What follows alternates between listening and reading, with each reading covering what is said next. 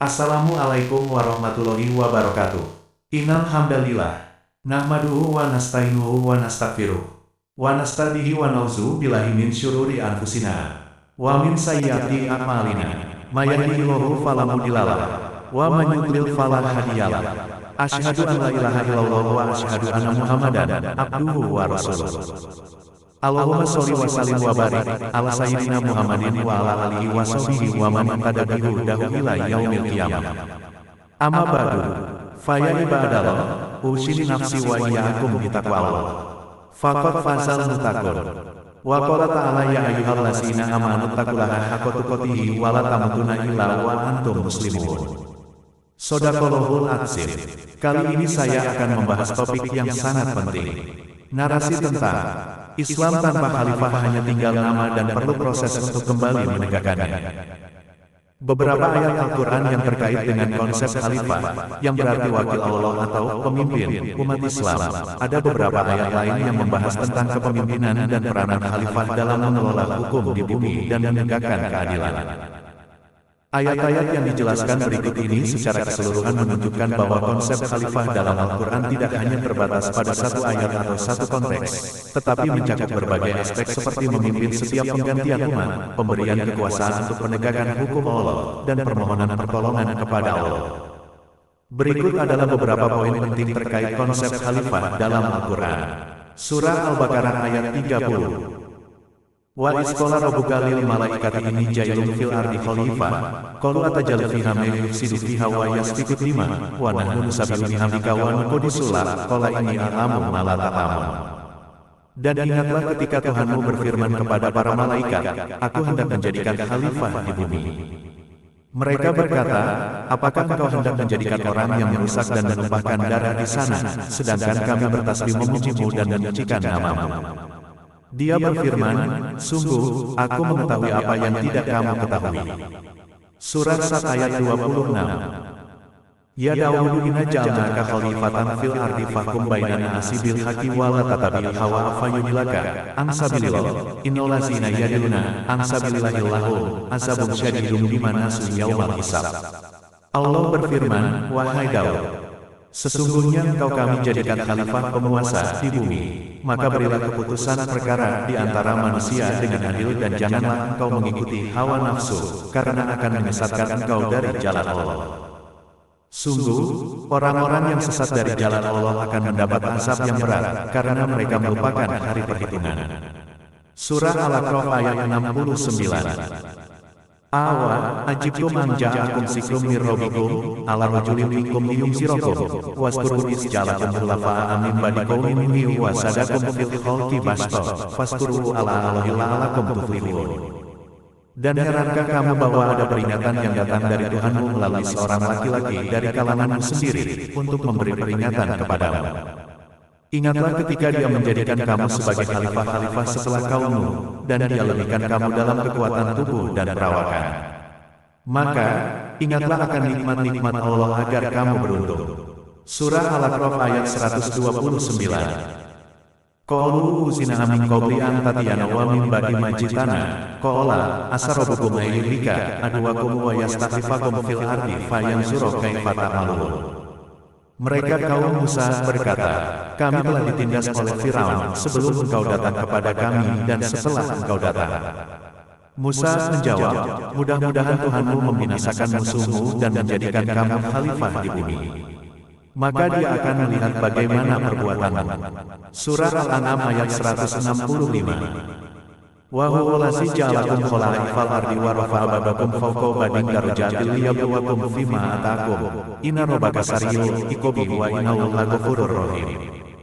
Dan dialah yang menjadikan kamu sebagai khalifah-khalifah di bumi dan dia mengangkat derajat sebagian kamu di atas yang lain untuk memujimu atas karunia yang diberikannya kepadamu. Sesungguhnya Tuhanmu sangat cepat memberi hukuman dan sungguh Dia Maha Pengampun, Maha Penyayang. Surah Yunus ayat 14. Summa ja'alnakum khala'ifa fil ardi min ba'dihim linanzura kaifa ta'malun. Kemudian, kami jadikan kamu khalifah sebagai pengganti-pengganti mereka di bumi setelah mereka untuk kami lihat bagaimana kamu berbuat. Surah Yunus ayat 73. Fakazabuhu fanajainahu wa mamma'u fil fulki wa ja'alnahum khala'ifa wa agraqnal lazina kazabu bi ayatina. Fansur kaifa kana akibatul munzariin. Kemudian, mereka mendustakannya Nuh, lalu kami selamatkan dia dan orang yang bersamanya di dalam kapal, dan kami jadikan mereka itu khalifah, dan kami tenggelamkan orang yang mendustakan ayat-ayat kami. Maka perhatikanlah bagaimana kesudahan orang-orang yang diberi peringatan itu. Surah Fatir ayat 39. Huwalazi ja'alakum khala'ifa fil ard, faman kafara fa alaihi kufruh, wala yasidul kafirina kufruhum, inda rabbihim ila maktaha, wala yasidul kafirina kufruhum ila khasar. Dialah yang menjadikan kamu sebagai khalifah-khalifah di bumi. Barang siapa kafir, maka akibat kekafirannya akan menimpa dirinya sendiri. Dan kekafiran orang-orang kafir itu hanya akan menambah kemurkaan di sisi Tuhan mereka. Dan kekafiran orang-orang kafir itu hanya akan menambah kerugian mereka belaka. Surah Al-Naml ayat 62. Amman yujibul mudtarra idza da'u wa yakshifus su'a wa yaj'alukum khulafa' al-ard ailahum mal qalilan ma tazakkarun. Bukankah Dia Allah yang memperkenankan doa orang yang dalam kesulitan apabila dia berdoa kepadanya, dan menghilangkan kesusahan dan menjadikan kamu manusia sebagai khalifah pemimpin di bumi? Apakah di samping Allah ada Tuhan yang lain sedikit sekali nikmat Allah yang kamu ingat? Oleh karena fungsi utama khalifah adalah sebagai wakil atau wali Allah untuk menjalankan amanah dalam mengimplementasikan hukum yang telah ditetapkan oleh Allah bagi makhluk jin dan manusia sebagai pelaksanaan atas ketaatan mereka kepada Allah sebagai hamba, maka Allah telah menurunkan buku petunjuk hukum yang harus mereka implementasikan dan berlakukan kepada setiap umat, yaitu berupa semua kitab Allah termasuk Taurat, Zabur, Injil, dan semua sudah terakomodir dalam Quran sebagai kitab terakhir. Beberapa ayat secara tegas memerintahkan dan mewajibkan pelaksanaan hukum Allah dalam setiap keputusan terkait setiap permasalahan hukum, dan juga semua perintah dan larangan Allah bagi setiap umat. Berikut ini beberapa ayat terkait perintah Allah atas kewajiban penggunaan hukum Allah dalam setiap aspek kehidupan umat dan harus dikendalikan oleh khalifah sebagai orang yang memperoleh amanah dari Allah. Surah Al-Maidah ayat 44. Inna anzalna Taurata fiha hudaw wa nur, yahkumu biha nabiyyuna allazina aslamu lillazina hadu wa rabbaniyuna wal ahbaru bimastuhfizu min kitabillahi wa kanu alaihi syuhada. Fala tasyawun nasa wasyawni wa la tasitaru bi ayati samanan qalila wa man lam yahkum bima anzalallahu fa ulaika humul kafirun. Sungguh, kami yang menurunkan kitab Taurat, di dalamnya ada petunjuk dan cahaya. Yang dengan kitab itu para nabi yang berserah diri kepada Allah memberi putusan atas perkara orang Yahudi, demikian juga para ulama dan pendeta-pendeta mereka, sebab mereka diperintahkan memelihara kitab-kitab Allah dan mereka menjadi saksi terhadapnya. Karena itu janganlah kamu takut kepada manusia, tetapi takutlah kepadaku. Dan janganlah kamu jual ayat-ayatku dengan harga murah. Barang siapa tidak memutuskan perkara dengan apa yang diturunkan Allah, maka mereka itulah orang-orang kafir. Surah Al-Maidah ayat 45. Wa katabna alaihim fiha nafsa bin nafsi wal aina bil aini wal anfa bil anfi wal usuna bil usuni was sina bis sini wal juruha qisas. Faman tasadaqa bihi fa huwa kafaratullah wa man lam yahkum bima anzalallahu fa ulaika humus zalimun. Kami telah menetapkan bagi mereka di dalamnya Taurat bahwa nyawa dibalas dengan nyawa, mata dengan mata, hidung dengan hidung, telinga dengan telinga, gigi dengan gigi, dan luka-luka pun ada kisasnya, balasan yang sama. Barang siapa melepaskan hak kisasnya, maka itu menjadi penebus dosa baginya. Barang siapa tidak memutuskan perkara menurut apa yang diturunkan Allah, maka mereka itulah orang-orang zalim. Surah Al-Maidah ayat 46. Wa qafaina ala asarihim bi hisabni Maryam musyriqal lima baina yadayhi minat Taurati wa atainahu injila fihi hudaw wa nur wa musyriqal lima baina yadayhi minat Taurati wa hudaw wa mau'izatal lil muttaqin. Dan kami teruskan jejak mereka dengan mengutus Isa putra Maryam, membenarkan kitab yang sebelumnya, yaitu Taurat. Dan kami menurunkan Injil kepadanya, di dalamnya terdapat petunjuk dan cahaya, dan membenarkan kitab yang sebelumnya yaitu Taurat, dan sebagai petunjuk serta pengajaran untuk orang-orang yang bertakwa. Surah Al-Maidah ayat 47. Wal yakum ahlul injil bima anzalallahu fihi, wa man lam yahkum bima anzalallahu fa ulaika humul fasiqun. Dan hendaklah pengikut Injil memutuskan perkara menurut apa yang diturunkan Allah di dalamnya. Barang siapa tidak memutuskan perkara menurut apa yang diturunkan Allah, maka mereka itulah orang-orang fasik. Surah Al-Maidah ayat 48. Wa anzalna ilaikal kitaba bil haqqi musaddiqan lima baina yadayhi minal kitabi wa muhaiminan alaihi fahkum bainahum bima anzalallahu wa la tatabi ahwa'ahum amma ja'aka minal haqq likulli ja'alna minkum syiratan wa minhaja walau sya'allahu laja alakum ummatan wahidatan walakil liyabluwakum fima atakum fastabiqul khairat ila Allahi marji'ukum jami'an fayunabbi'ukum bima kuntum fihi takhtalifun.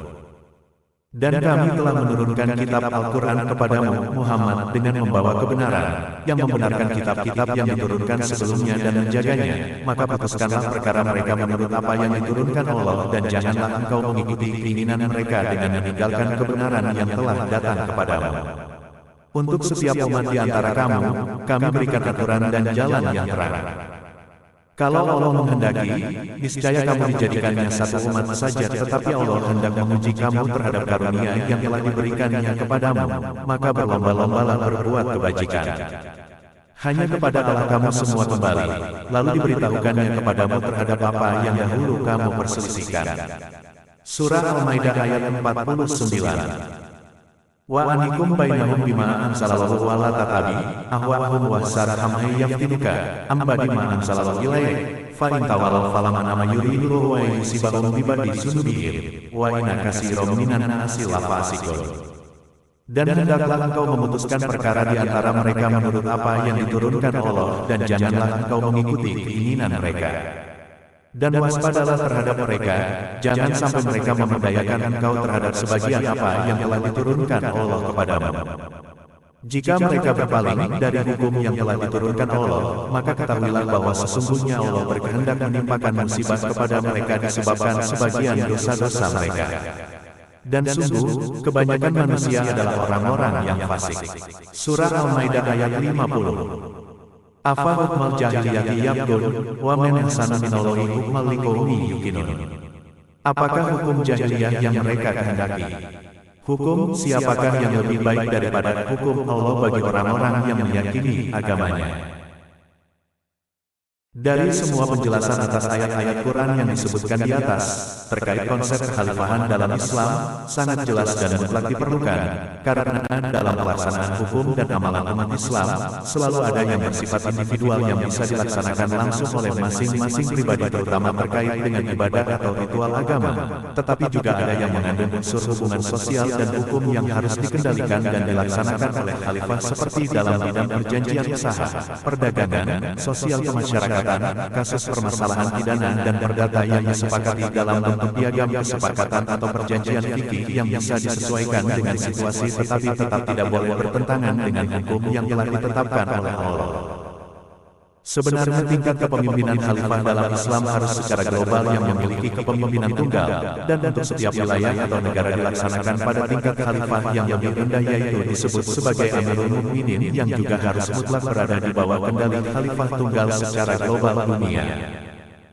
Pada zaman dan situasi saat ini di mana sejarah kekhalifahan telah diruntuhkan melalui proses yang panjang oleh sistem sekulerisme yang penyebarannya diawali melalui proses kolonialisme terutama dilakukan dan diawali oleh negara-negara barat, mereka telah berhasil menumbangkan sistem kekhalifahan sejak tahun 1924 hingga kini mereka telah menguasai dunia melalui perserikatan bangsa-bangsa.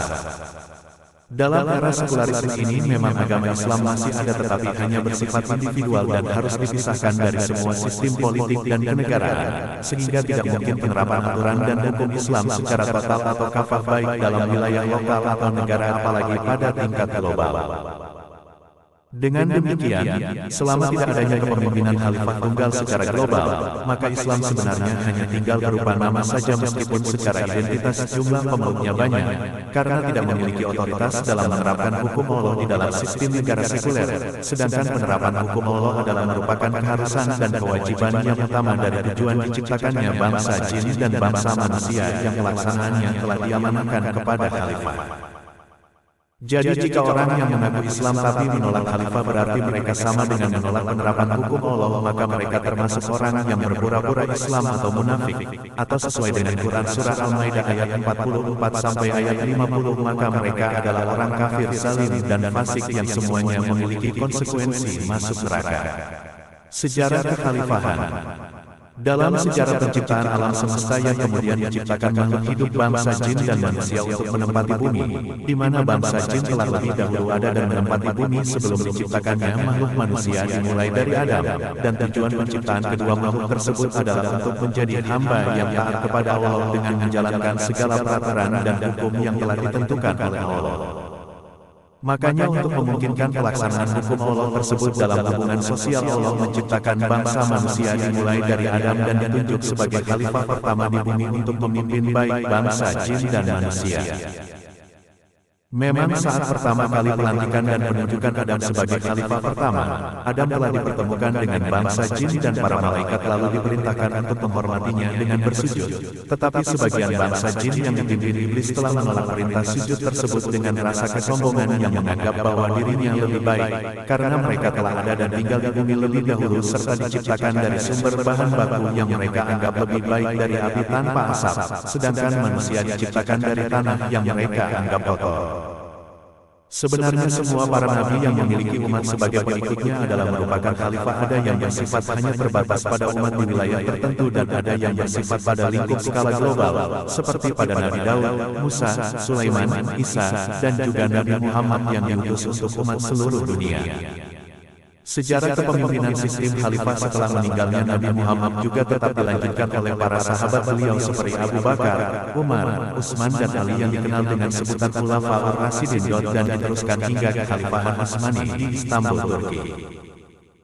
Jadi jika merujuk pada sejarah tentang kekhalifahan, sebenarnya penolakan sistem khalifah telah dimulai sejak era bangsa jin yang dipimpin oleh iblis dengan pertarungan yang tetap terus berlangsung hingga kini oleh generasi-generasi dari bangsa jin yang memang mayoritas dan dominan sebagai penduduk bumi, karena mereka diciptakan dan tinggal di bumi lebih dahulu dari manusia. Tentu upaya dari generasi bangsa jin dalam persaingan kekuasaan terus berlangsung melalui berbagai strategi dan politik yang mereka lakukan, yaitu dengan diawali melalui konsep pemecah belahan umat Islam menjadi banyak sekte, dengan munculnya para imam pembuat hadis yang mencoba menetapkan berbagai penafsiran dan narasi masing-masing untuk memungkinkan banyaknya perbedaan dalam pemahaman hukum dan syariat Islam, sehingga umat Islam terpecah menjadi banyak sekte seperti Syiah, Ahli Sunnah, Wahabi, Mu'tazilah, Ahmadiyah, Nusantara, Kejawen dan lainnya dengan cara membuat narasi yang mereka sebut hadis, bahwa nanti umat Islam akan terpecah menjadi 73 golongan untuk mendukung argumen mereka. Demikian pula dalam banyak narasi hadis mereka juga ada teori tentang menunggu kemunculan Imam Mahdi yang akan menjadi khalifah bagi umat Islam, sehingga terkesan melemahkan perjuangan dalam menegakkan sistem khalifah, karena cukup menunggu kedatangan Imam Mahdi saja. Sepertinya ini adalah merupakan konspirasi agar Islam tidak mau peduli lagi dengan penegakan hukum Islam yang ditetapkan Allah melalui amanah yang diberikan kepada khalifah. Perjuangan bangsa jin dalam menggantikan dan mengembangkan sistem kepemimpinan global khalifah dilakukan melalui doktrin sekulerisme yang memisahkan antara agama dengan sistem politik dan kepemimpinan, yang mereka sebarkan ke seluruh dunia melalui proses kolonialisme, dan membuat sistem tatanan hukum baik pidana dan perdata dan menjadikan wilayah koloni mereka menjadi negara merdeka dengan menggunakan bentuk tatanan hukum yang mereka buat dan menyatu secara internasional melalui Perserikatan Bangsa-Bangsa.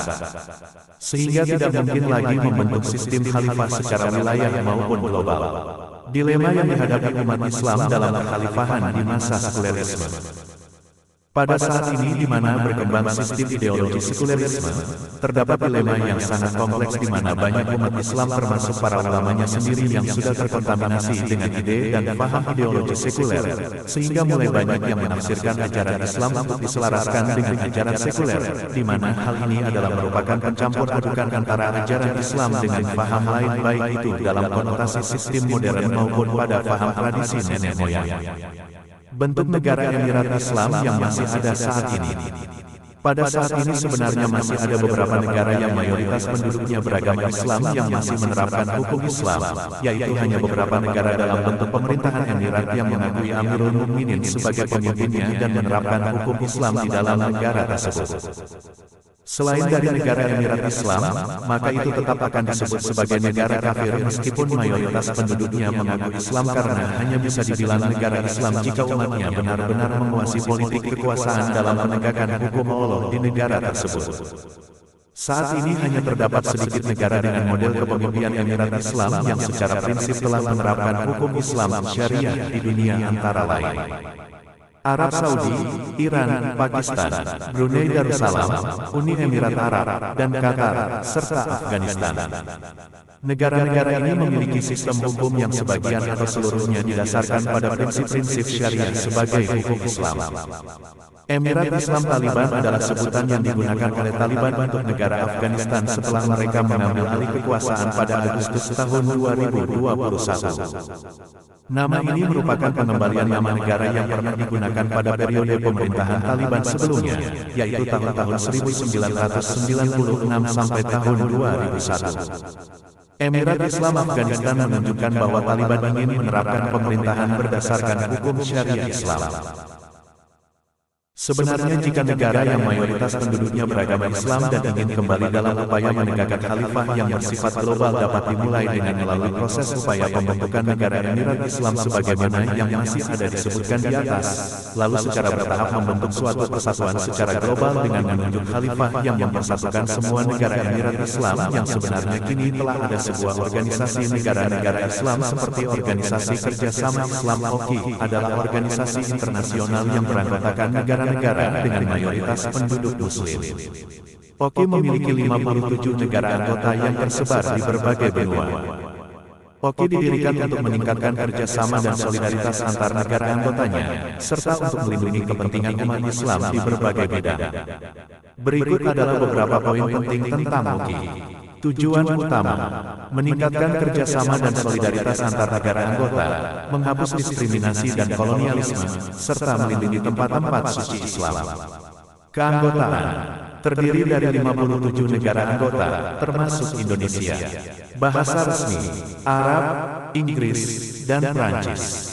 Organisasi, OKI memiliki berbagai badan dan komite untuk menjalankan tugasnya, seperti KTT, Dewan Menteri Luar Negeri, dan Sekretariat Jenderal. Fokus, OKI berfokus pada berbagai bidang, termasuk perdamaian dan keamanan, Palestina, ekonomi, dan isu-isu sosial. Keberadaan, OKI adalah organisasi internasional kedua terbesar setelah PBB.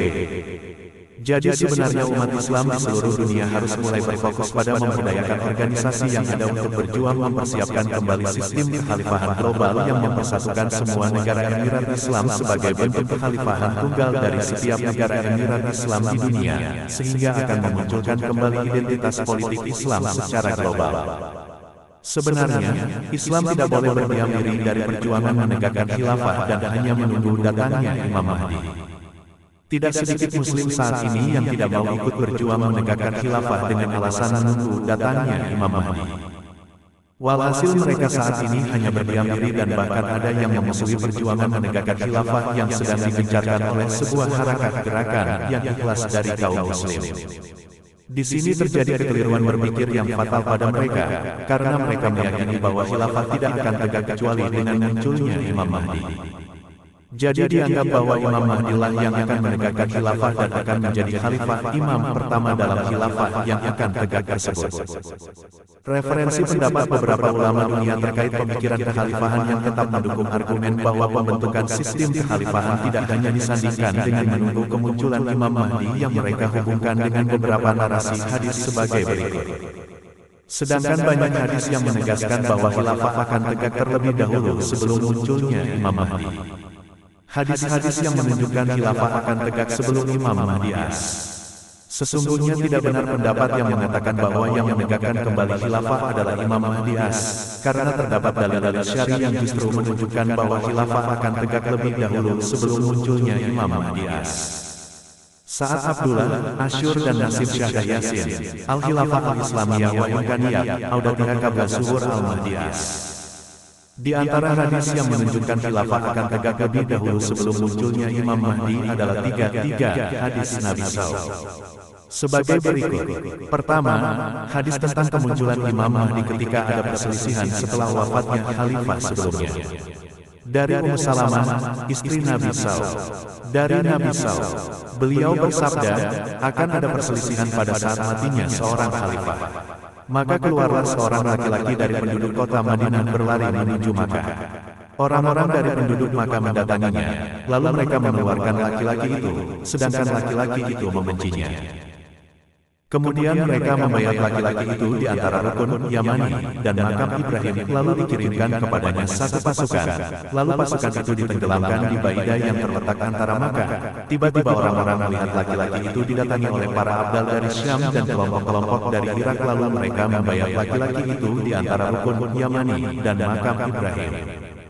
Lalu muncullah seorang laki-laki dari golongan Quraisy yang paman-pamannya dari suku Kal, kemudian dia Imam Mahdi mengirimkan kepada mereka satu pasukan, lalu pasukan itu pun mengalahkan mereka. Itu adalah pasukan suku Kal, dan adalah suatu kerugian bagi siapa saja yang tidak mempersaksikan ganimah dari Kal itu. Kemudian dia Imam Mahdi mengamalkan di tengah manusia sunnah Nabi mereka dan menyebarkan Islam ke seluruh bumi. Dan dia Imam Mahdi akan tinggal selama 7 tahun lalu, meninggal dan disalatkan oleh kaum muslim. Imam Al-Haythami dalam kitabnya, Majma'uz Zawaid, menegaskan bahwa hadis tersebut statusnya adalah hadis sahih, dengan perkataannya. Hadis tersebut diriwayatkan oleh At-Tabrani dalam Al-Mujam Al-Awsat dan para periwayatnya adalah periwayat hadis sahih. Rawahu At-Tabrani fi Al-Awsat wa rijaluhu rijalus sahih. Muhammad Ahmad Al-Mubayyad, Al-Mawsu'ah fi Al-Fitan wa Al-Malahim wa Asyraf As-Sa'ah, Kairo, Muwassah Al-Mukhtar. Berdasarkan hadis tersebut, jelaslah bahwa kemunculan seorang laki-laki yang kemudian dikenal dengan Imam Mahdi As. Itu adalah pada saat matinya seorang khalifah. Ini berarti bahwa Imam Mahdi bukanlah khalifah yang pertama dalam khilafah yang akan kembali tegak nanti, insya Allah. Pemahaman seperti ini ditegaskan oleh dua pengarang kitab Al-Khilafah Al-Islamiyah wa Imkaniyah, Audatiha Qabla Zuhur Al-Mahdi As, yaitu Syekh Sa'ad Abdullah, Asyur dan Syekh Nasib Syahdah Yasin dari Palestina yang mensyarah maksud hadis di tas dengan berkata sebagai berikut. Jadi Nabi SAW telah mengabarkan bahwa kemunculan Imam Mahdi alaihissalam akan terjadi setelah matinya khalifah kaum muslim.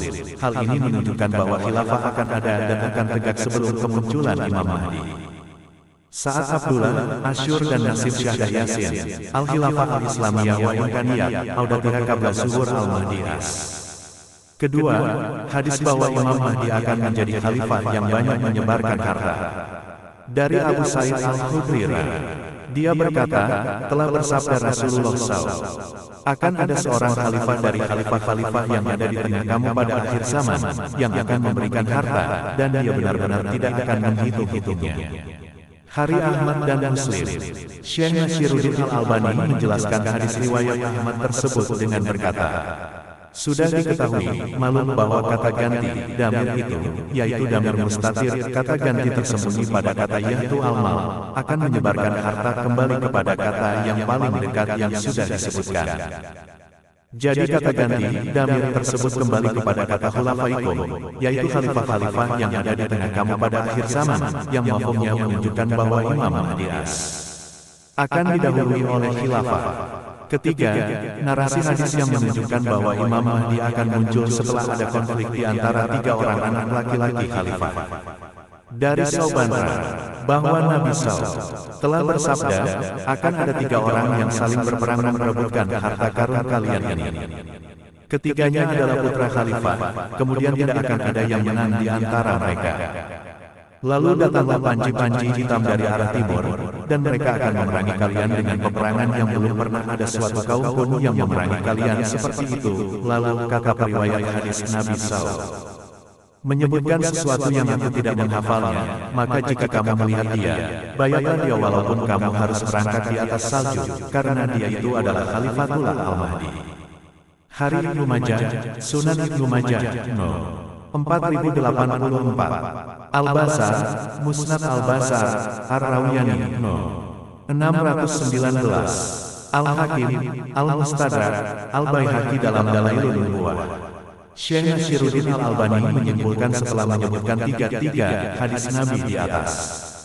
Hadis-hadis ini terjadi pada masa yang mendahului munculnya Imam Mahdi As.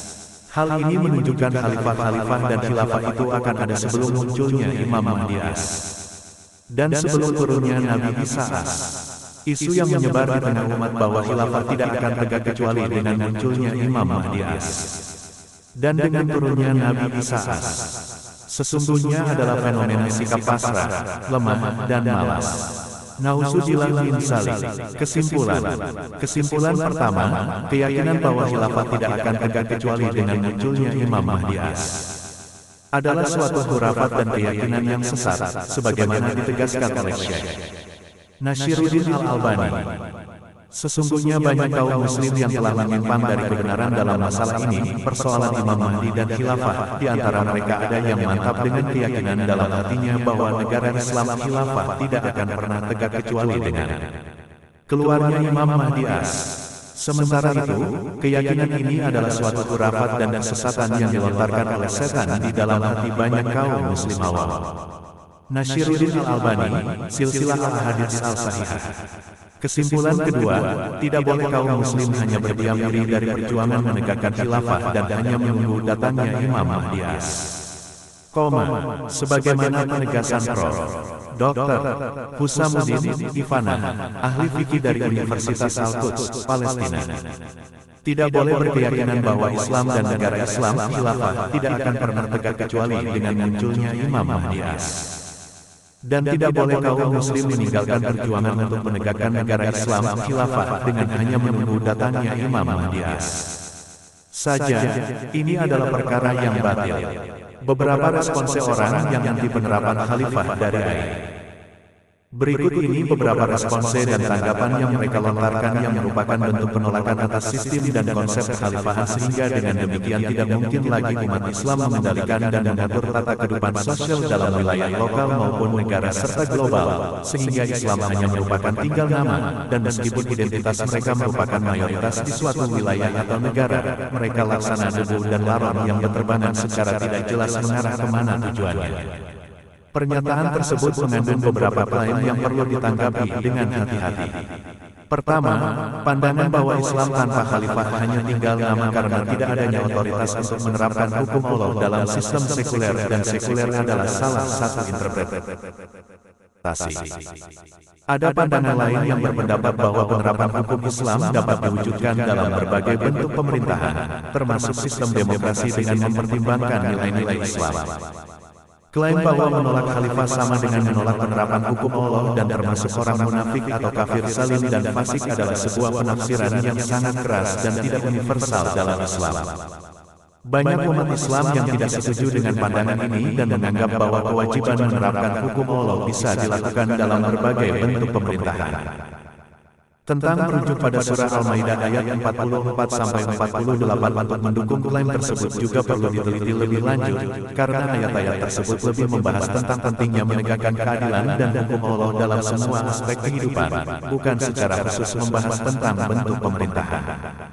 Dalam Islam, khalifah adalah pemimpin umat yang bertugas untuk menjalankan pemerintahan dan menerapkan hukum-hukum syariat. Namun, pandangan tentang bagaimana hukum Islam diterapkan dalam konteks negara modern sangat beragam. Ada yang berpendapat bahwa negara Islam idealnya berbentuk khilafah, sementara yang lain berpendapat bahwa nilai-nilai Islam dapat diwujudkan dalam berbagai sistem pemerintahan yang ada, termasuk demokrasi.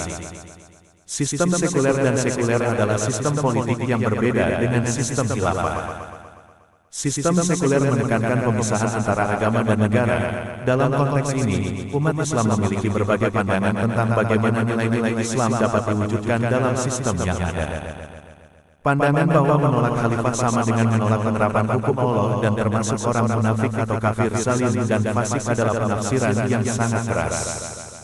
Banyak umat Islam yang tidak setuju dengan pandangan ini dan menganggap bahwa kewajiban menerapkan hukum Allah bisa dilakukan dalam berbagai bentuk pemerintahan. Mereka yang menolak khalifah mungkin memiliki alasan lain, seperti kekhawatiran tentang otoritarianisme atau ketidaksesuaian dengan kondisi sosial budaya setempat. Ayat-ayat tersebut memang membahas tentang pentingnya menegakkan hukum Allah dan keadilan. Namun, ayat-ayat tersebut tidak secara spesifik membahas tentang bentuk pemerintahan atau kewajiban mengangkat khalifah. Ayat-ayat tersebut lebih menekankan pada pentingnya menegakkan keadilan dan hukum Allah dalam semua aspek kehidupan, termasuk dalam pemerintahan dan peradilan. Penting untuk dicatat bahwa ada berbagai pendapat dan interpretasi tentang masalah ini dalam Islam. Tidak ada satu pandangan yang benar-benar tunggal, dan umat Islam memiliki kebebasan untuk memilih pandangan yang paling sesuai dengan keyakinan dan pemahaman mereka. Pernyataan tersebut adalah pandangan dari sebagian kelompok Islam yang meyakini bahwa eksistensi khilafah kepemimpinan umat Islam sangat penting, bahkan vital, bagi kekuatan dan identitas Islam. Tanpa khilafah, mereka berpendapat, umat Islam akan lemah dan mudah terpengaruh oleh sistem sekuler. Namun, pandangan ini tidak universal dan banyak umat Islam yang hidup dalam negara bangsa, nation state, dan tidak menjadikan khilafah sebagai satu-satunya sistem pemerintahan yang ideal. Beberapa sumber hukum Islam menyatakan bahwa khilafah memiliki peran penting dalam penerapan hukum Islam syariah. Tanpa khilafah, penerapan syariah akan terhambat dan umat Islam akan kehilangan pedoman hidup yang komprehensif. Kelompok yang meyakini pentingnya khilafah khawatir bahwa sistem negara sekuler yang memisahkan agama dari kehidupan publik akan melemahkan nilai-nilai Islam dan membuat umat Islam kehilangan identitas mereka. Namun, ada juga pandangan yang berbeda. Banyak negara mayoritas Muslim yang hidup damai dan sejahtera tanpa khilafah. Mereka berpendapat bahwa penerapan syariah dapat dilakukan dalam berbagai bentuk pemerintahan, termasuk negara bangsa. Pernyataan bahwa Islam tanpa khilafah hanyalah nama adalah pandangan yang dianut oleh sebagian kalangan yang meyakini bahwa tegaknya khilafah adalah esensial bagi kekuatan dan kemuliaan umat Islam. Namun, pandangan ini tidaklah universal, dan ada berbagai alasan mengapa sebagian ulama tidak secara aktif memperjuangkan khilafah, termasuk pertimbangan praktis dan perbedaan interpretasi. Beberapa alasan mengapa sebagian ulama tidak aktif memperjuangkan khilafah, ada perbedaan pendapat di kalangan ulama mengenai bentuk ideal khilafah dan bagaimana cara mewujudkannya. Sebagian ulama berpendapat bahwa khilafah harus ditegakkan melalui revolusi atau perjuangan bersenjata, sementara yang lain lebih memilih pendekatan bertahap melalui dakwah dan pendidikan. Beberapa ulama berpendapat bahwa kondisi politik dan sosial saat ini belum kondusif untuk tegaknya khilafah. Mereka khawatir bahwa upaya memaksakan khilafah dapat menimbulkan kekacauan dan konflik. Keyakinan tentang Imam Mahdi adalah bagian dari akidah Islam, tetapi ada perbedaan pandangan tentang bagaimana menempatkan keyakinan ini dalam konteks perjuangan. Beberapa ulama mungkin berpendapat bahwa upaya menegakkan khilafah harus tetap dilakukan, sementara yang lain mungkin lebih fokus pada persiapan untuk menyambut kedatangan Imam Mahdi. Dalam beberapa kasus, upaya untuk memperjuangkan khilafah dapat berisiko terhadap keamanan dan keselamatan ulama dan pengikutnya. Tidak semua ulama berdiam diri. Banyak ulama yang aktif berdakwah dan memberikan pencerahan kepada umat Islam, meskipun tidak secara eksplisit memperjuangkan khilafah.